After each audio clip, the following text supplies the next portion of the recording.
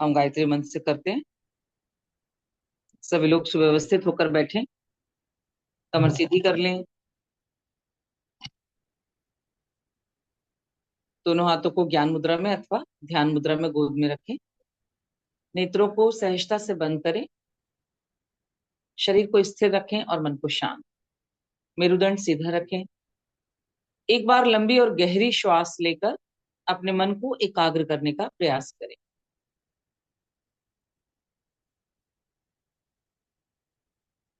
अब एक साथ सद्बुद्धि और सद्ज्ञान के महामंत्र गायत्री मंत्र का उच्चारण करेंगे। ओम भूर्भुवः स्वाहा तत्सवितुर्वरेण्यं भर्गो देवस्य धीमहि धियो यो नः प्रचोदयात्। ओम गुरुर्ब्रह्मा गुरुर्विष्णु गुरुरेव महेश्वरा गुरुर्साक्षात् परब्रह्मा तस्मै श्री गुरुवे नमः। तस्मै श्री गुरुवे नमः। परम पूज्य गुरुदेव और परम वंदनीय माता जी की सूक्ष्म उपस्थिति में आज की इस कक्षा का हम प्रारंभ कर रहे हैं।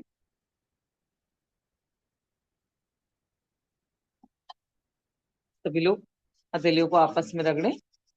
नेत्रों पे लगाने के बाद फिर से आंखें खोलें।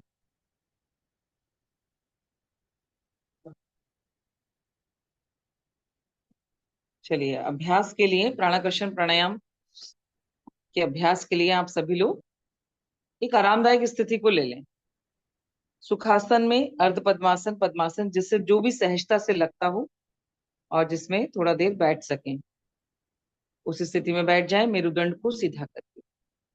किसी वजह से आपसे लेग क्रॉस नहीं हो पाते हैं, आप चेयर पे भी बैठ सकते हैं, या फिर पैरों को फैलाकर दंडासन की एक स्थिति होती है, दोनों पैर सामने की ओर खोल लीजिए, मेरुदंड सीधा रहेगा। आप टिक कर बैठ सकते हैं क्योंकि कमर आपकी दर्द ना करे, पर कमर सीधी रखिएगा। पीछे कुशन रख सकते हैं आप।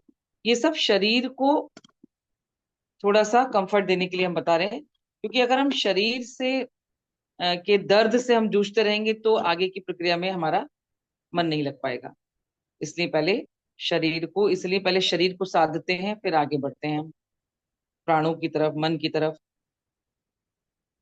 तो प्राणाकर्षण प्राणायाम को आज हम जो पहला वाला अभ्यास गुरुदेव ने बताया है पुस्तक में, उसको करेंगे। एक दो बार हम कर चुके हैं पहले, और उसको अच्छे से आज करने का प्रयास करेंगे। तो पहले वर्ष की साधना पूज्य गुरुदेव ने पुस्तक में हमें बताई है। इसको कहा है गुरुदेव ने कि अगर हम नियमित एक वर्ष तक उस साधना को करते हैं तो फिर अगला स्टेप दिया है उन्होंने। तो पहले वाले हम वर्ष की साधना को आज लेते हैं। इसके लिए आप सभी लोग कमर सीधी करके बैठे हैं आराम से, जैसा मैंने अभी बताया। पोजीशन ले लें अपनी कंफर्टेबल। शरीर को स्थिर करने का प्रयास करें। आंखों को सहजता से बंद कर लें और पूरे अभ्यास के दौरान नेत्रों को बंद रखें। बार बार आंखें खोलने से हमारा ध्यान भंग होता है और नेत्र बंद करने से हम अंतर्मुखी होते हैं, और जो भी भाव हम बनाते हैं, विजुअलाइजेशन जो करते हैं, उसमें हमारा मन अच्छे से लग पाता है, उसको हम फील कर पाते हैं, महसूस कर पाते हैं अच्छे से। अगर आप नेत्र खोलेंगे तो जो अभी चल रहा है करंट में, उससे कनेक्ट हो जाएंगे। इसलिए बीच बीच में बार बार आंखें खोलने का प्रयास ना करें। आंखें सहजता से बंद, दोनों हाथों को ज्ञान मुद्रा में घुटनों पर रख लीजिए। गुरुदेव ने ये प्राणाकर्षण प्राणायाम के 5 चरण बताए हैं उसमें। प्राणायाम के संभवतः हम लोग 4 चरण की चर्चा करते हैं: पूरक, अंतः कुंभक, रेचक और बाह्य कुंभक। तो गुरुदेव इसमें एक पहला चरण जोड़ते हैं जो हमारी बैठने की स्थिति है, ध्यान में बैठने की स्थिति और भाव बनाने की स्थिति को भी पहले चरण में हम ले रहे हैं, जो कि बहुत इंपॉर्टेंट होती है। दोनों हाथ आपके घुटनों पर, आप ज्ञान मुद्रा में रख सकते हैं या यूं ही हथेलियां खुली रख सकते हैं। गुरुदेव ने ऐसे ही बताए हैं हथेली खुली रखने के लिए। नेत्रों को बंद रखना है। और सुनिश्चित करें कि आपका सर, गर्दन और मेरुदंड, रीढ़ की हड्डी पूरी, ये सब एक सीध में होना चाहिए। अभ्यास के दौरान ये मार्ग आपका जो है वो गड़बड़ाना नहीं चाहिए, मतलब झुकना नहीं है, आपको गर्दन को हिलाना डुलाना नहीं है। प्रयास करें, स्थिर होकर बैठें।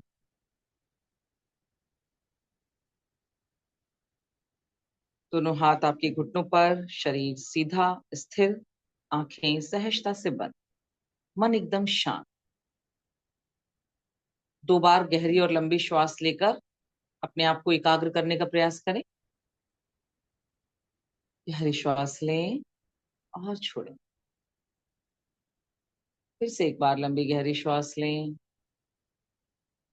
और जाने दें। अब भावना करें कि सुबह के ब्रह्म मुहूर्त के समय में आप प्रकृति के बीच में बैठे हुए हैं। पहाड़ों के बीच में आप कल्पना कर सकते हैं, हिमालय के पहाड़ों के बीच में, या फिर गंगा का किनारा, हरिद्वार या ऋषिकेश का कोई स्थान आपको याद आता हो। सामने ऊंचे हिमालय के पहाड़ और गंगा का किनारा, सघन प्राण वहां पे व्याप्त होते हैं, और ब्रह्म मुहूर्त का समय, अमृत वेला का।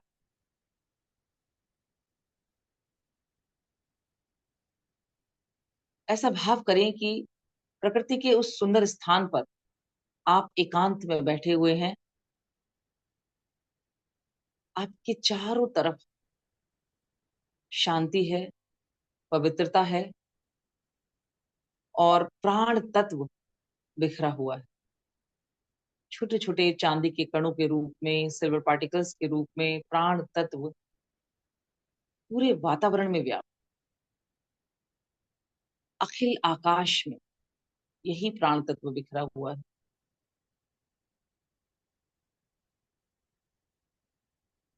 भाव को थोड़ा और प्रगाढ़ बनाते हुए देखें कि सफेद रंग के बादल एक सुनहरी चमक लिए हुए प्राण तत्व से भरे हुए ये दिव्य बादल उमड़ घुमड़ के आपकी ओर बढ़ रहे हैं, तेजी से आपकी ओर आ रहे हैं, और आप निश्चिंत भाव से उसके बीच में बैठे। अब ऐसा भाव करें कि चारों तरफ ये दिव्य बादल प्राण तत्व से भरे हुए आपके चारों तरफ, आपकी तरफ पूरी वेग से आ रहे हैं।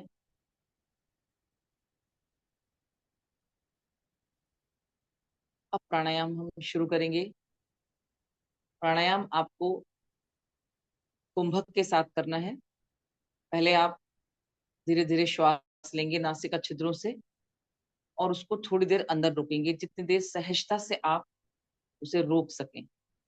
जब रोकी ना जा सके तो धीरे धीरे दोनों नासिका छिद्रों से ही बाहर निकालें। पूरी श्वास जब बाहर निकल जाएगी, श्वास को बाहर रोक के रखेंगे थोड़ी देर, बाह्य कुंभक, जितनी देर आप आराम से रोक सकें। जब लगे अब और नहीं रोका जा सकता श्वास को, तो फिर धीरे धीरे फिर से पूरक करेंगे, श्वास खींचेंगे, और इसको फिर हम कंटिन्यू करेंगे। ध्यान रखेंगे कि श्वास आपको वेग के साथ इस तरह से नहीं लेनी है कि झटके से। इसमें सहजता होनी चाहिए, धीरे धीरे श्वास जानी चाहिए, बिल्कुल सहज भाव से धीरे धीरे श्वास जाए, और उसको रोके, फिर धीरे धीरे ही निकले, झटके से नहीं। एकदम आपसे इतना ना रोके कि थक जाएं और फिर झटके से सांस निकले। बस उतना रोके कि आप रेचक भी सहजता से कर सकें। दूसरी बात ध्यान देने योग्य ये है, कई लोग जब प्राणायाम का अभ्यास करते हैं तो श्वास लेते समय अपने शरीर को ऊपर की ओर ले जाते हैं, नीचे। ऐसा कुछ नहीं करना है, स्थिर रहना है। तो भाव को फिर से प्रगाढ़ बनाएं। सुबह का समय है, अमृत वेला काल, और आप प्रकृति के बीच में, ऊंचे ऊंचे पहाड़ों के, हिमालय के पहाड़ों के बीच में, आप बर्फ से ढकी हुई हिमालय की चोटियां देख सकते हैं। उसके बीच में आप बैठे, या गंगा के किनारे बैठे। पूरे वातावरण में चमकदार चांदी के कणों के रूप में प्राण तत्व बिखरा है। अखिल आकाश में ये प्राण तत्व बिखरा है, और आकाश में दिव्य बादल इस प्राण तत्व से भरे हुए उमड़ घुमड़ रहे, और ये बादल अब तेजी से आपकी ओर आ रहे हैं, और आप निश्चिंत भाव से बैठे हैं इस प्राण को ग्रहण करने के लिए। अब धीरे धीरे दोनों नासिका छिद्रों से श्वास को अपने अंदर लें, और भाव करें कि बादलों में जो ये प्राण तत्व है, श्वास के माध्यम से आप अपने अंदर लेकर जा रहे हैं। दोनों नासिका छिद्रों से ये प्राण तत्व आपके अंदर प्रवेश कर रहा है। पूरे मन मस्तिष्क में फैलता हुआ ये प्राण तत्व धीरे धीरे कंठ से, छाती से होता हुआ पूरे शरीर में व्याप्त हो रहा है। शरीर की श्वास को अंदर रोकें, और भाव करें कि शरीर की प्रत्येक कोशिका में ये प्राण स्थापित हो गए। पूरी श्रद्धा से प्राण तत्व को अपने अंदर आत्मसात करें। भाव करें कि मस्तिष्क की, शरीर की प्रत्येक कोशिका में ये प्राण तत्व स्थापित हो रहा है। जब श्वास रोकी न जा सके तो धीरे धीरे श्वास को बाहर निकालें, और ऐसा भाव करें कि आपके अंदर के सारे कषाय, कल्मश, दोष, दुर्गुण, आपकी बीमारियां, बुराइयां, जितनी भी नकारात्मकता है, सब काले धुएं के रूप में श्वास के साथ बाहर निकल गई। नासिका छिद्रों से नकारात्मकता का काला धुआं बाहर निकलते हुए देखें, और बाह्य कुंभक लगाएं। बाह्य कुंभक में ये भाव करें कि ये काला धुआं दूर आपसे कहीं अंतरिक्ष में विलीन हो रहा है जाकर, या उसको धरती में समाता हुआ देखें। सदा के लिए आपसे ये दोष, दुर्गुण दूर जा रहे हैं। पुनः जब श्वास लें तो फिर से उस प्राण तत्व को खींचें। इसलिए इस नकारात्मक ऊर्जा को, काले धुएं को विलीन हो जाने दें धरती में या अंतरिक्ष में, जिससे कि दोबारा आप इसे ना ले सकें। पुनः जब आप पूरक करें तो उसी प्राण तत्व को पूरी श्रद्धा के साथ अपने अंदर आत्मसात करें श्वास के माध्यम से, और पूरे शरीर में इसको व्याप्त होता हुआ देखें। सफेद बादलों के साथ ये प्राण तत्व चमकदार कणों के रूप में आपके अंदर प्रवेश कर गया है, और पूरा शरीर, मन, मस्तिष्क और पूरा शरीर आपका इस प्राण तत्व से भरा हुआ। प्राण तत्व का प्रवाह पूरे शरीर में हो रहा है।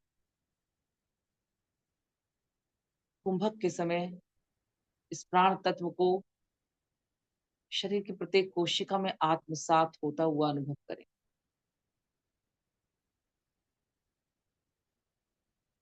ये भाव करें कि इस प्राण तत्व में जो दिव्य गुण हैं, चैतन्यता, तेज, बल, उत्साह, साहस, धैर्य, शौर्य, पराक्रम, ये गुण हमारे अंग प्रत्यंग में सदा के लिए स्थापित हो गए। हम प्राणवान, ऊर्जावान बन रहे।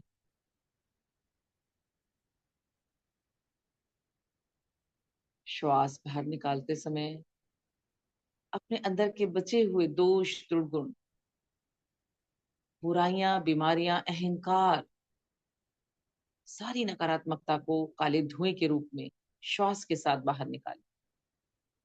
और देखिए, जैसे जैसे ये नकारात्मकता बाहर जा रही है, आप एकदम हल्के होते जा रहे हैं।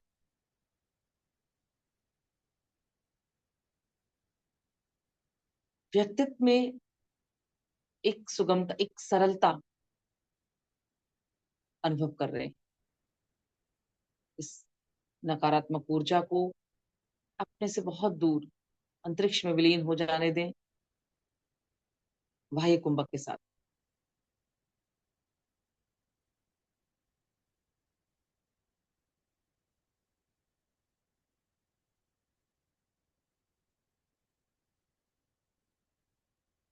इस तरह से कम 5 बार प्राणाकर्षण का अभ्यास करें। 5 राउंड हम लेंगे और भाव भूमि को प्रगाढ़ बना के रखें। पूरी तरह एकाग्रचित्त होकर श्रद्धा से, समर्पण से प्राणाकर्षण का अभ्यास करें। भाव भूमि को बना के रखें। सुबह का समय है और आप प्रकृति के बीच में, ऊंचे ऊंचे हिमालय की चोटियों के बीच में, गंगा के किनारे एकांत स्थान पर बैठे। चारों तरफ अखिल आकाश में प्राण तत्व बिखरा हुआ है, सुनहरे कणों के रूप में, चांदी जैसे कणों के रूप, सफेद बादलों के रूप में। इन चमकदार चांदी जैसे कणों को, इन प्राण तत्व को पूरी श्रद्धा के साथ आत्मसात करें। ये ईश्वरीय चैतन्य तत्व है जिसमें आप जब अपनी श्रद्धा घोलेंगे तो ये और ज्यादा प्रगाढ़ता से आपके अंदर आपको अनुभव होंगे। इसमें मिश्रित ये गुण, उत्साह, तेज, शौर्य, पराक्रम, आत्मविश्वास, सकारात्मकता, इन सब गुणों को, पराक्रम, ईमानदारी, सच्चाई, इन सब गुणों को अपने अंदर सदा के लिए स्थापित करें प्राण तत्व के साथ।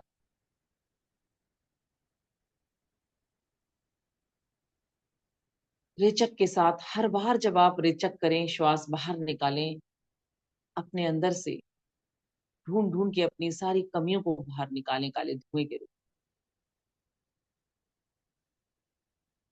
अंतःकरण में किसी बुराई को रहने न दें, नकारात्मकता को न रहने दें। हर नकारात्मक ऊर्जा को बाहर निकाल दें श्वास के साथ काले धुएं के रूप में, और उसे विलीन हो जाने दें अंतरिक्ष में या धरती के अंदर समा जाने दें। पुनः जब श्वास लें तो उसी चैतन्य तत्व को, प्राण तत्व को आत्मसात करें।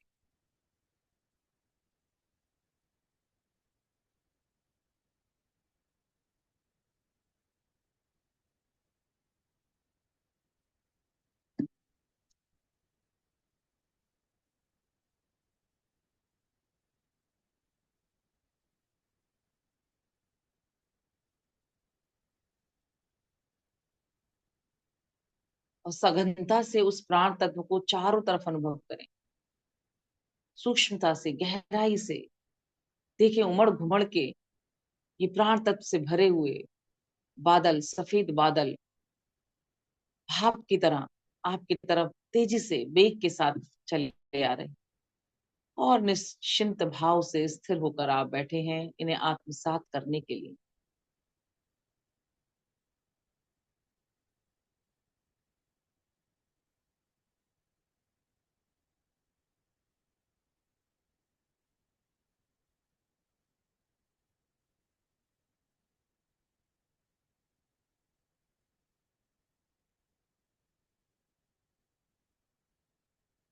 पांच राउंड जब आपके कंप्लीट हो जाएं तो सामान्य अवस्था में बैठें और इस दिव्य ऊर्जा को अनुभव करें अपने अंदर।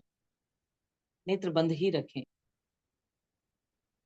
कि जो प्राण तत्व हमने ग्रहण किया, अब इसे अपने अंदर महसूस करें।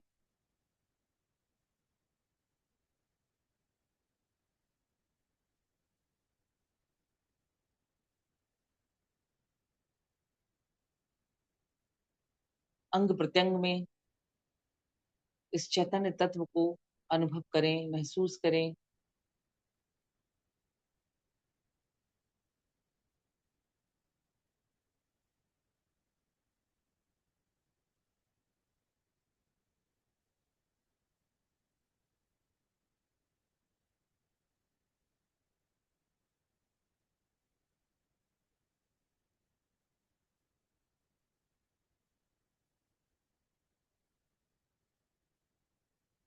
अब दोनों हथेलियों को आपस में रगड़ें।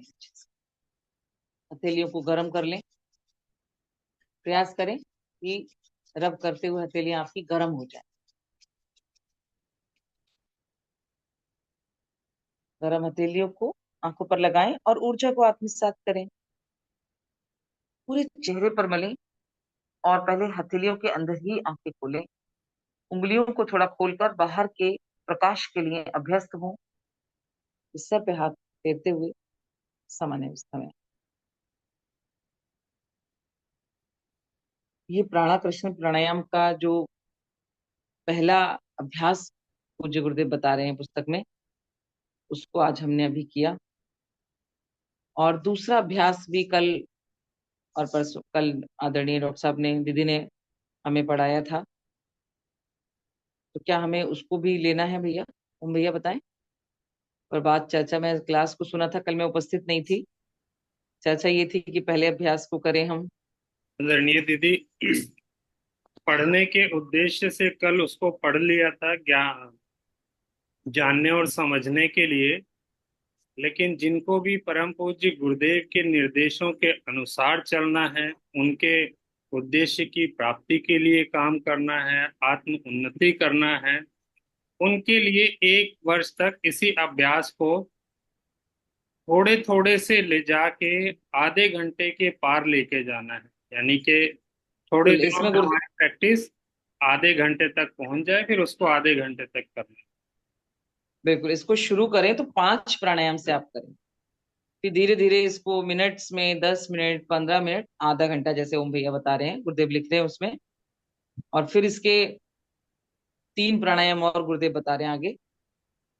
जो अगला हमें बताया था, कल दीदी कह रही थी, मैं सुन रही थी कक्षा में, कि लोम विलोम सूर्य भेदन। तो उसमें दीदी कह रही थी कि गुरुदेव इसमें दाहिने स्वर से श्वास लेना बता रहे हैं, और ज्यादातर योग के अभ्यासों में बाएं से बताते हैं। तो गुरुदेव ने भी अपने कई प्राणायाम में बाएं से श्वास लेना बताया है, जो साधारण और कई प्राणायाम की चर्चा साधना से सिद्धि में या कई कई जगह है।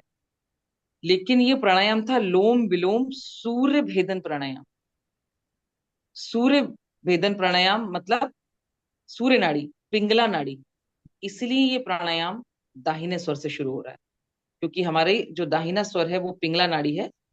और सूर्य भेदन प्राणायाम ये गुरुदेव का बताए हुए बड़ा ही विलक्षण प्राणायाम है। और जो एक साधारण सूर्य भेदी प्राणायाम है, वो भी मतलब जो है दाहिने से ही शुरू होता है। पर वो सिंपल होता है, हम दाहिने से शुरू करते हैं, बाएं पे ही खत्म कर देते हैं, फिर दाहिने से लेते हैं बाएं से। यहाँ गुरुदेव पूरा लोम और विलोम कर रहे हैं, पर शुरू उसको हम पिंगला नाड़ी से करते हैं।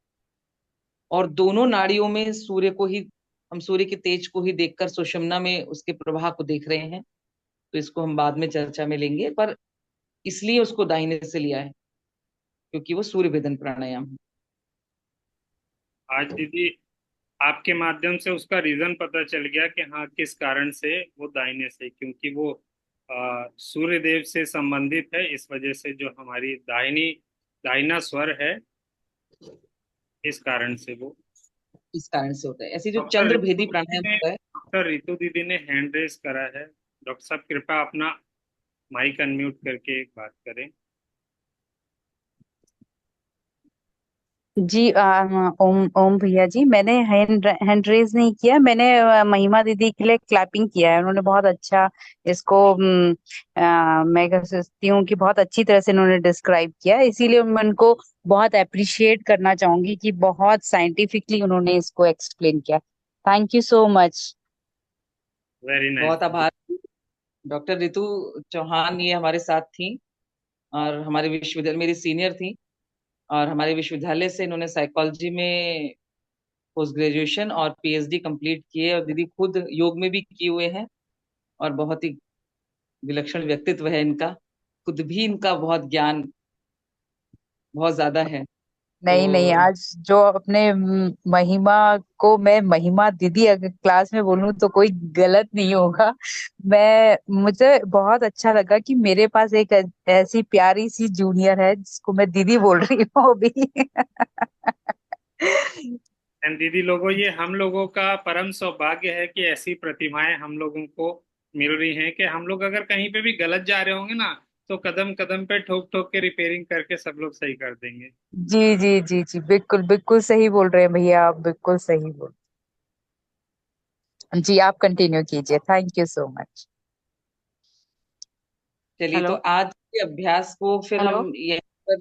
हेलो। हाँ, प्रणाम दीदी। प्रणाम। हम ये पूछना चाह रहे हैं कि जैसे बायां मेरा पिंगला और दाहिना पिंगला है, नाड़ी है नाक का। जो मेरे शरीर के अंदर नाड़ी है, जैसे हमारा ब्लड सर्कुलेशन होता है नर्व उसमें, उसी तरह नाड़ियां भी फैली हुई है। तो वो पूरी नाड़ियां क्या सुषुम्ना है क्या? नहीं दीदी,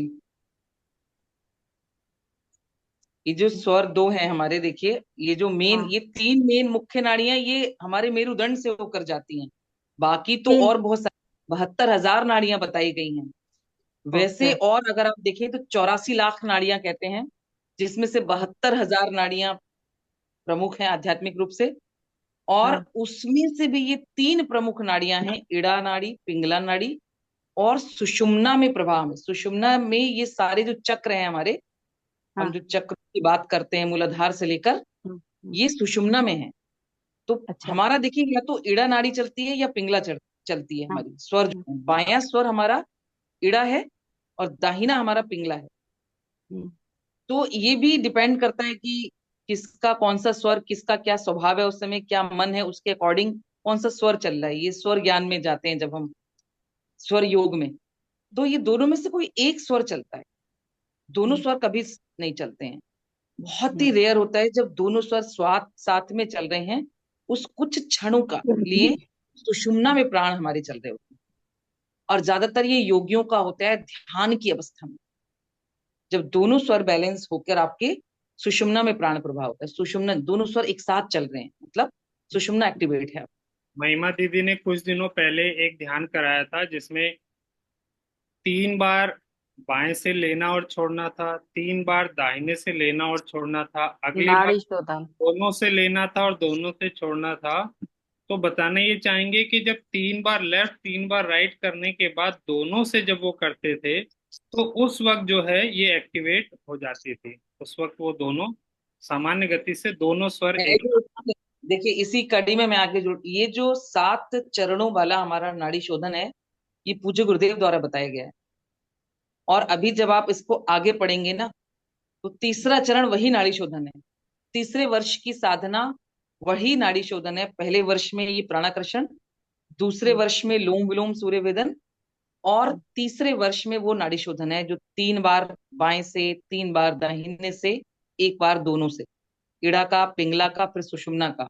और चौथे वर्ष में इन तीनों का मिश्रित अभ्यास है, कुछ ज- अनुपात में 3-2-1 के। 3-2-1 का एक अनुपात है, उसी के अकॉर्डिंग फिर बढ़ाने को कहा है गुरुदेव ने उसमें। तो वो है गुरुदेव द्वारा बताया गया वो प्राणायाम। और उस प्राणायाम का अभ्यास बड़ा ही, मतलब अगर आप कर रहे होंगे तो आपको अनुभव हो रहा होगा उसके बहुत अच्छे, मतलब अगर हम भौतिक दृष्टि से भी देखें तो उसके बहुत अच्छे रिजल्ट, हम्म। शारीरिक मानसिक दीदी स्वास्थ्य आपके को। आपके प्रश्न का पूरा उत्तर आपको प्राप्त हो गया। आपका ये प्रश्न थोड़ा नाड़ी सा से और पूछना संबंधित, है कल कि आदरणीय जो डॉक्टर सुषुम साहब ने, दीदी कल या परसों आदरणीय डॉक्टर साहब ने एक चीज स्पष्ट करी थी कि जिस प्रकार से हमारे शरीर में रक्त बहता है, रक्त वाहिनी से यानी कि ब्लड वेसल से, उसी प्रकार से नाड़ियों से प्राण प्राण भी। बहता है नाड़ियों के माध्यम से। तो ये एक्चुअली फिजिकल बॉडी में नहीं मिलेगा। अगर डॉक्टर इसको शरीर को काटेंगे छाटेंगे तो उसमें नहीं मिलेगा, ये हमारे सूक्ष्म शरीर में है। दीदी ने बताया कि ये 84 लाख होती हैं जिसमें से 72,000 एक्टिवेट होती हैं। गुरुदेव ने अपनी पुस्तक में लिखा है 10 मुख्य होती हैं, उनमें से भी सबसे मेन जो है ये 3 है, और तीनों से फिर आगे पार पाते हैं तो ये एक। दीदी स्पष्ट है?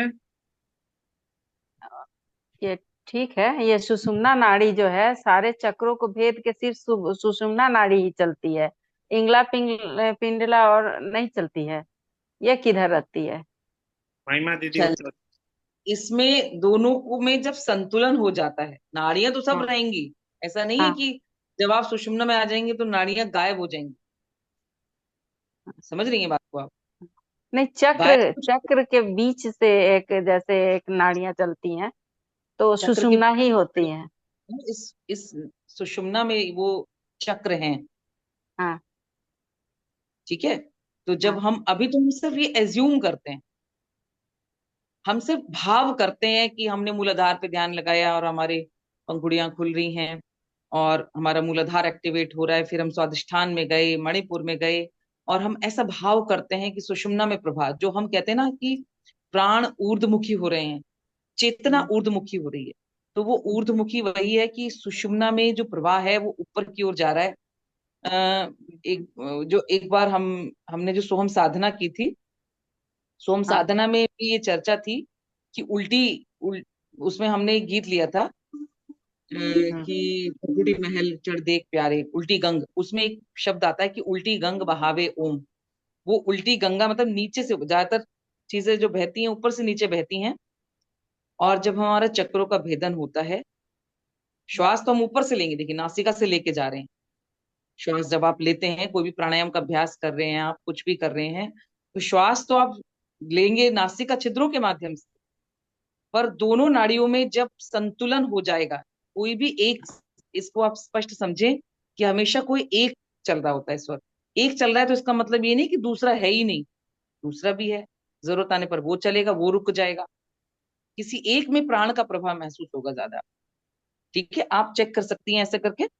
और जब दोनों एक साथ चल रहे हैं तो सुषुम्ना एक्टिवेट होती है उस समय हमारी, वो प्रभाव फिर सुषुम्ना में जाता है। और वो वो जो समय है, यानी कि आप ध्यान में हैं, आपकी चेतना ऊर्ध्वमुखी है, उस समय जब आप ध्यान में, समाधि में, या फिर ये चक्रों के आप ध्यान कर रही हैं चक्रों पर, वो अच्छे से हो पाएगा। जी दीदी। ओके। प्रणाम दीदी। किसी और भैया दीदी का कोई प्रश्न, या फिर इस सेशन को हम लोग पूर्णता की तरफ लेके चले? चलिए, समय शांति हो पाठ। शांति पाठ। महिमा हेलो। दीदी का महिमा दीदी का तरीके जो हैं बताने का, दिमाग में भर जाता है। आभार है भैया, बस गुरुदेव का आशीर्वाद है। हम तो गुरुदेव के शब्दों को ही बता देते हैं बस। जी जी जी, सही बात। हम बहुत खुश होते हैं ये कार्यक्रम देख करके, जितना हो सकता है करते भी हैं, लेकिन देख के बहुत खुश होते हैं, बहुत ज्यादा।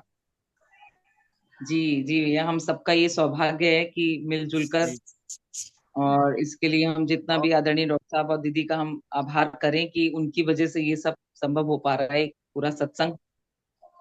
और और हमें तो भगवान की बहुत बड़ी ऐसी कृपा है गुरु जी की, कि आप देखिए शाम को दीदी बताती हैं सुबह का दृश्य, और हमको तो बिल्कुल ही पहाड़ों में ठंडे मौसम, हम तो अपने को कहते हैं गुरु जी की बहुत बड़ी ही कृपा है। जी बिल्कुल बिल्कुल, हम विजुलाइज करते हैं और आप उसको साक्षात अनुभव करते जी हैं। जी जी। दीदी, आपसे एक जी प्रश्न पूछना चाहते हैं। ये जी ध्यानाकर्षण जो ध्यान हम करें, ये दिन में सुबह के समय करना है, और शाम को भी कर सकते हैं, ये कई टाइम कर सकते हैं? जी भैया, कर सकते हैं हम शाम को भी, सुबह का उत्तम समय है, क्योंकि उस समय देखिए प्रदूषण भी नहीं होता, प्राण तत्व सघन होता है, क्योंकि सब शांत है, ईश्वरीय चेतना प्रखर होती है उस समय। तो मन हमारा, जो भी ब्रह्म मुहूर्त का समय है, उस समय पढ़ाई के लिए भी उत्तम काल है, क्योंकि ईश्वरीय शक्तियां विचरण कर रही होती हैं। इसलिए सबसे उत्तम समय है वो सुबह का। और और बाकी हम कर सकते हैं, और शाम को भी हम कर सकते हैं, संध्या काल में आराम से बैठ के करें हम। जैसे संध्या हमारी दीदी करते हैं हम गायत्री साधना, तो उसमें देखिए प्राणाकर्षण आता ही है। जब हम जी। प्राणायाम करते हैं प्राणाकर्षण ही है, तो हम उसकी साधना कर सकते हैं, दोनों समय कर सकते हैं। दीदी अच्छा शाम अच्छा, हम को भैया सुबह जी। उठ के नहा धो के ही करना है, या उठते ही हम शुरू कर सकते हैं? देखिए, दो चीजें हैं। अगर आप हेल्थ की दृष्टि से कर रहे हैं, मेंटल हेल्थ, फिजिकल हेल्थ, तो अगर नहीं भी नहाए हैं हाथ मुंह धोकर, तो जैसे कि योग अभ्यास हम करते हैं, बहुत सारे जी लोग थोड़े देर से वो नहीं इतने सुबह नहा पाते, उठ गए हैं तो योग जी। अभ्यास करते हैं। आपकी फिजिकल हेल्थ, मेंटल हेल्थ, तो उसके लिए। पर जब आप साधना की दृष्टि से करेंगे, जो साधना में तो नहाना ही है पहले। तो स्नान करके आनंद आता है, फिर उसमें हाँ, स्नान जब आप कर लेंगे तो ही फिर वो अच्छे से होगा।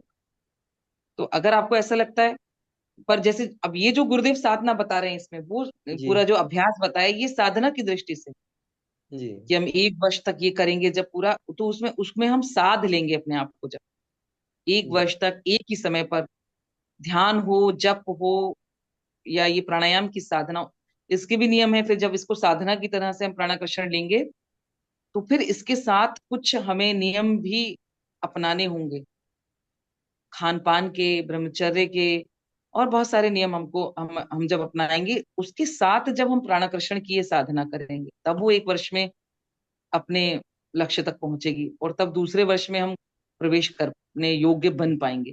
जी और हम यूं ही केवल करेंगे, देखिए जैसे कि, तो वो उतनी बात नहीं बन पाएगी इफेक्टिव साधना नहीं में। है। तो फिर जी जी दीदी भैया जी को धन्यवाद ये भी दीदी। ठीक है, खाने के 3 घंटे बाद या 2 घंटे बाद जो शाम को करना ठीक है, लेकिन पेट को हाँ, खाली थोड़ा रहना जरूरी है। खाली रखना। कोई भी योग का अभ्यास है, खाना खाने के 3 घंटे के बाद। देखिए, जी। पेट भरा है तो हमारा मन लगेगा ही। भारी अच्छा। शरीर में, शरीर जब हल्का होगा, साधना तभी होगी। अच्छा, सुबह का दीदी अच्छा सबसे ये होता है कि खाली पेट रहता है, फ्रेश रहता है आदमी, नहाए न प्रेशर नहाए उससे कोई मतलब नहीं है, लेकिन क्रिया जो चलती है वो बढ़िया से हो जाती है। बढ़िया चलती। वही मैंने कहा कि अगर हम फिजिकल हेल्थ, मेंटल हेल्थ के लिए कर रहे हैं, बिना नहाए भी कोई बात नहीं है। हम जैसे करते हैं, हम सभी करते हैं कई बार इस तरह से। पर अगर हम इसको साधना की दृष्टि से करेंगे, तो जैसे कि मान लीजिए हम अनुष्ठान करते हैं, तो हम नहा धोकर ही करते हैं। तो इसको आप अनुष्ठान की तरह, ये जो गुरुदेव ले रहे हैं, बता रहे हैं, ये पूरा अनुष्ठान है एक तरीके से। 1 वर्ष तक पहला अभ्यास चलेगा उसमें, तो वो फिर संकल्प लेकर अच्छे से, और फिर हम उसमें कुछ संकल्प लेंगे, कुछ नियम अपने लिए धारण करेंगे, और फिर उसको निभाएंगे जब, तो वो साधना पहुंचेगी वहां पर। तब उसका बेनिफिट फायदा मिलेगा। फिर उसका वैसा मिलेगा फायदा। ये दीदी है। आपसे मैंने एक जी, उचित तो प्रश्न पूछा था कि प्रकृति जी महल चढ़ देख प्यारे, जागे ज्योति अपार हो। ये आपने एक बार गाया था। इसका जी कुछ अर्थ भाव या जरा वर्णन विस्तार से बताइए जरा। जी भैया, अगले शनिवार को भैया इसको ले लेते हैं। आज समय बहुत हो गया, 9:40 हो गए हैं। और ठीक है। इसी को पूरा हम चाहे हम प्राणाकर्षण का भी अभ्यास करेंगे, पर आधा समय रखेंगे इसके लिए। मैं सोहम साधना के साथ में, जो जी ये हमारा गीत था, गीत को ले लेंगे खाली, और गीत पे चर्चा करेंगे कि इसमें गीत की जो लाइनें हैं वो हमें क्या कहना चाह रही हैं। ठीक। ठीक है भैया। धन्यवाद।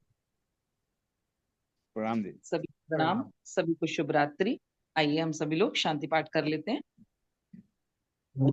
नेत्र बंद करके एक बार फिर से स्थिर होकर बैठे, और चारों तरफ शांति का अनुभव करें। सभी के लिए शांति का भाव करते हुए शांति पाठ के लिए तैयार हूँ। ओम द्यौ शांति अंतरिक्ष गुं शांति पृथ्वी शांति रापः शांति रोषधयः शांति वनस्पतयः शांति विश्वे देवा शांति ब्रह्म शांति सर्वागं शांति शांतिरेव शांति सामा शांतिरिधि। ओम शांति शांति शांति सर्वारिष्ट सुशांतिर्भवतु। सभी को फिर से मेरा प्रणाम। शुभ रात्रि। प्रणाम।